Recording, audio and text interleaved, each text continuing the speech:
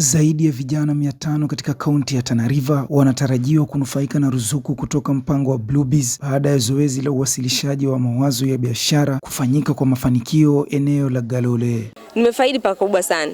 Maana idea hii yenyewe ya kufanya uzalishaji wa samaki niligundua nikiwa katika mafundisho ya Bluebees. Hapo niliweza kugundua ya kwamba wakulima wote walioko pale walikuwa tu ni wafuga samaki na wauzaji samaki. Hakuwa na mmoja mwenye yote ambaye anazalisha samaki. Na ndipo nikajiuliza kama mwenyewe nataka kufuga samaki, je, watoto nawapata wapi? Nikaona ni vizuri kujaza hiyo gap, badala ya kuwa tu mfugaji wa samaki peke yake, pia niwe nafanya uzalishaji wa samaki. Kwa hivyo nashukuru Bluebees, maana imetupatia mafundisho makubwa, hata mambo na marketing.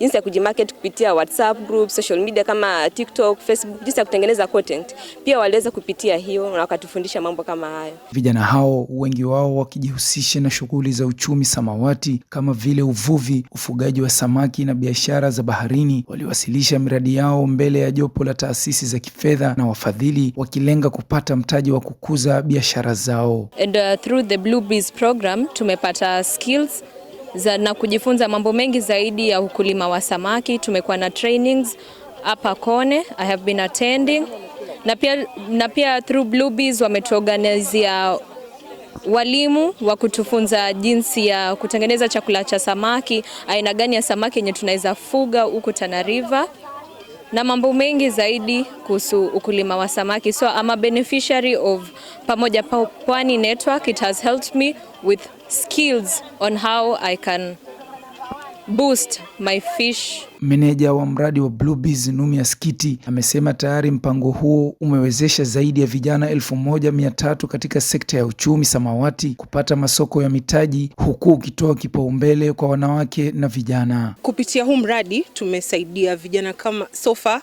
1300 young people katika biashara ya uvuvi na ukulima wa samaki, kuendeleza biashara yao through entrepreneurship training, skills za kuwawezesha kusimamia biashara zao, na pia technical training.